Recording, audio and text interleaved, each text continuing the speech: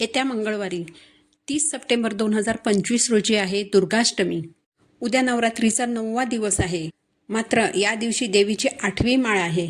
यंदा 22 सप्टेंबरपासून शारदीय नवरात्रीला सुरुवात झाली. पण या नवरात्रीमध्ये एक विशेष गोष्ट घडली. या नवरात्रीमध्ये तृतीया तिथी 2 दिवस आली. यामुळे महिलांमध्ये थोडासा गोंधळ निर्माण झाला की अष्टमी तिथी नेमकी कधी आहे. तर बघा, 24 सप्टेंबर आणि 25 सप्टेंबर या 2 दिवशी तृतीया तिथी होती. म्हणजे 2 दिवस देवीची एकच माळ होती. एक तिथी 2 दिवस आल्यामुळे पुढची प्रत्येक तिथी 1 दिवस पुढे ढकलली गेली. आणि पंचांगानुसार सुद्धा बघा, अष्टमी तिथी 29 सप्टेंबरला संध्याकाळी 4:25 सुरू होते आणि 30 सप्टेंबर रोजी संध्याकाळी 6:07 ही अष्टमी तिथी असणार आहे. हिंदू धर्मामध्ये उदय तिथीला फार महत्त्व आहे. उदय तिथीनुसार आपल्याला 30 सप्टेंबर रोजी मंगळवारी अष्टमी तिथी साजरी करायची आहे. नवरात्रीतील अष्टमी तिथी ही महाअष्टमी म्हणून ओळखली जाते. महाअष्टमीचा दिवस हा नवरात्रीतील अतिशय महत्त्वाचा दिवस मानला जातो. या दिवशी देवीच्या महागौरी या रूपाची पूजा केली जाते. या दिवशी आपल्याला लवंगांचा उपाय करायचा असतो. लवंग आई भगवतीला अतिशय प्रिय असते. म्हणूनच नवरात्रीमध्ये काही जण रोजच देवी मातेला एक जोडी लवंग अर्पण करत असतात, कारण त्या देवी आईला अतिशय प्रिय आहेत. आता 11 लवंगांचा हा उपाय, जर तुम्ही तुमच्या घरी घट बसवले नसतील, तुमच्या देवघरात तुमच्या कुळदेवीचा टाक असेल किंवा फोटो असेल किंवा लक्ष्मी मातेची मूर्ती असेल, तुमच्या देवघरातील देवीसमोरही तुम्ही हा उपाय करू शकता. आता लवंग घेताना त्यात चांगल्या लवंग घ्या, फूल असलेल्या लवंग घ्या. तुटलेल्या, फुटलेल्या किंवा खराब झालेल्या अशा लवंग घेऊ नका. फूल असलेल्या अख्ख्या लवंग घ्या. अशा 11 लवंग एका प्लेटमध्ये घ्या. त्यातली एक लवंग तुमच्या उजव्या हातात घ्या.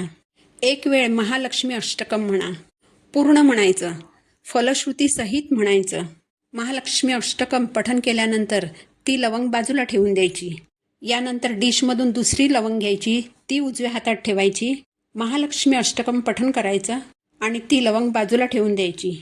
यानंतर तिसरी लवंग उजव्या हातात घेऊन महालक्ष्मी अष्टकम पठण करायचं आणि ती लवंगसुद्धा बाजूला ठेवायची. अशा प्रकारे आपल्याला 11 लवंगांवर 11 वेळा महालक्ष्मी अष्टकमची सेवा करायची आहे. आता तुम्हाला असं वाटेल की एकाच वेळेला 11 लवंग हातात घेऊन एक वेळ महालक्ष्मी अष्टकम पठण केलं तर चालेल का? तर बघा, ही सेवा आपण आपल्या कुळदेवीसाठी करतोय. आपल्या कुळाचं ती रक्षण करते. तिच्याप्रती कृतज्ञता व्यक्त करण्यासाठी आपण ही सेवा करत असतो. आणि तसंही महालक्ष्मी अष्टकम अगदी सोपं आहे. तोंडपाठ असेल तर हे पठण करायला जेमतेम 1 मिनिट लागतं आणि पोथीमध्ये बघून जरी म्हणायचं असेल तरी फार फार तर 1.5 मिनिट लागू शकतं. एवढा वेळ तर आपण आपल्या कुळदेवीसाठी द्यायलाच हवा. म्हणून 11 लवंगांपैकी एक लवंग हातात घ्या आणि प्रत्येकी एक वेळा महालक्ष्मी अष्टकमचं पठण करा. आता ही सेवा झाल्यानंतर या लवंगांचं काय करायचं? तर सगळ्यात पहिलं म्हणजे या लवंग खायच्या नाहीत. ही दुर्गाष्टमीला करायची सेवा आहे. तर या लवंग तुम्ही एखाद्या लाल कापडात गुंडाळा.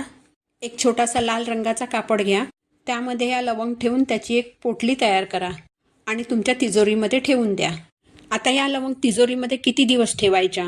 तर बघा, दुर्गाष्टमी ही दर महिन्याला येत असते. तर पुढच्या महिन्यात जेव्हा दुर्गाष्टमी असेल त्या दिवशी ही लवंगांची पोटली बाहेर काढायची. त्यातील 2 लवंग तुम्ही तुमच्या पर्समध्ये ठेवा.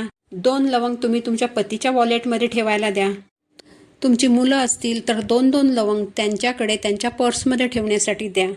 आणि उरलेल्या ज्या लवंग असतील त्या तुम्ही, तुमच्याकडे जर धूप घालायचं भांडं असेल, 2-3 कापूरच्या वड्या घेऊन त्यावर त्या लवंग ठेवा. त्या प्रज्वलित करून त्याचा जो धूर आहे ना, तो धूर तुमच्या सगळ्या पूर्ण घरामध्ये फिरवा. तुमच्या घरातील बाथरूम आणि टॉयलेट सोडून घरातल्या प्रत्येक खोलीत हा कापूर आणि लवंगचा धूर पसरवा. यामुळे तुमच्या घरातील निगेटिव्ह एनर्जी जी असेल ना, ती नष्ट होईल. बघा, 30 सप्टेंबरला मंगळवार आहे, आपल्या कुळदेवीचा वार आहे. तर ही 11 लवंगांची सेवा तुम्ही नक्की करा. बघा, नवरात्र सुरू झाल्यापासून तुमच्याकडून देवीची जर आत्तापर्यंत कोणतीच सेवा घडली नसेल, मासिक धर्म अडचण असेल किंवा सुतक असेल किंवा विटाळ आल्यामुळे असेल, तुमची सेवा करायची राहून गेली असेल किंवा इतर कोणत्याही कारणांमुळे आत्तापर्यंत तुमच्या हातून देवीची कोणतीच सेवा घडली नसेल, तर महालक्ष्मी अष्टकमची ही सेवा तुम्ही आवर्जून करा. कन्यापूजन करायचं राहिलं असेल तर तुम्ही उद्या कन्यापूजन करू शकता. देवीची ओटी भरायची बाकी असेल तर उद्या तुम्ही देवीची ओटी भरू शकता. यासोबतच उद्या अष्टमीच्या दिवशी तुमच्या घरामध्ये हवन करणंसुद्धा तितकंच महत्त्वाचं आहे. पण जर तुम्हाला उद्या संपूर्ण हवन करणं शक्य नसेल तर कमीत कमी 2 कापूरवड्या घेऊन त्यावर 2 लवंग ठेवा आणि त्या प्रज्वलित करून त्याचा धूर तुमच्या घरामध्ये संपूर्ण घरामध्ये पसरवा. यामुळे घरातील नजरबाधा, वाईट शक्ती, नकारात्मक शक्ती, पितृदोष यासारख्या वाईट गोष्टी दूर होतील. यंदा अष्टमी मंगळवारी आलेली आहे. मंगळवार आपल्या कुळदेवीला समर्पित आहे. बघा, आपण प्रापंचिक माणसं आहोत.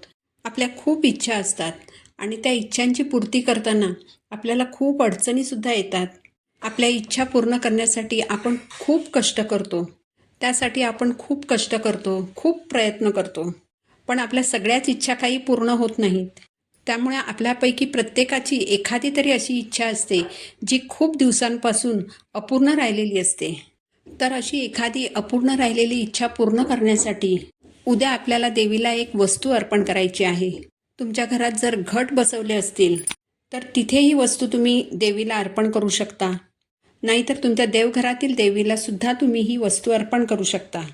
यासाठी नागवेलीची 2 पानं घ्यायची आहेत. याला विड्याचं पान किंवा खाऊचं पान असंही म्हटलं जातं. या पानांवर तुम्हाला 2 वेलदोडे ठेवायचे आहेत. यानंतर या पानाचा एक विडा तयार करायचा. यानंतर 2 चांगल्या अख्ख्या फूल असलेल्या लवंग घेऊन तयार केलेल्या विड्यावर या लवंग तुम्हाला खोचायच्या आहेत. या लवंग विड्यावर लावताना अशा प्रकारे लावायच्या आहेत की लवंगांचं जे फूल असतं ना ते तुम्हाला वरच्या साईडने म्हणजे विड्याच्या वरच्या साईडने तुम्हाला दिसेल. अशा प्रकारे लवंग विड्यावर लावायची आहे. अशा प्रकारे तयार केलेला विडा अष्टमीला तुम्हाला तुमच्या कुळदेवीला अर्पण करायचा आहे. हा विडा देवी आईला अर्पण करताना तुमची इच्छा तुम्ही देवी आईला सांगायची आहे आणि तुमची इच्छा पूर्ण होण्यासाठी हात जोडून मनोभावे देवीला प्रार्थना करायची आहे. बघा, श्रद्धेने आणि भक्तिभावाने जेव्हा आपण एखादी गोष्ट करतो ना तेव्हा त्याचं 100% फळ आपल्याला मिळतंच. आपली कठीणातली कठीण इच्छासुद्धा पूर्ण होते. तर महिलांनो, महाअष्टमीच्या दिवशी आवर्जून या सेवा करायचा प्रयत्न करा. आपल्या देवी आईचे आशीर्वाद प्राप्त करून घेण्यासाठी हा एक अतिशय महत्त्वाचा दिवस आहे. ही माहिती जर तुम्हाला उपयुक्त वाटली तर व्हिडिओला लाईक करा, चॅनलला सबस्क्राईब करा. पुन्हा भेटू नवीन व्हिडिओसोबत. श्री स्वामी समर्थ.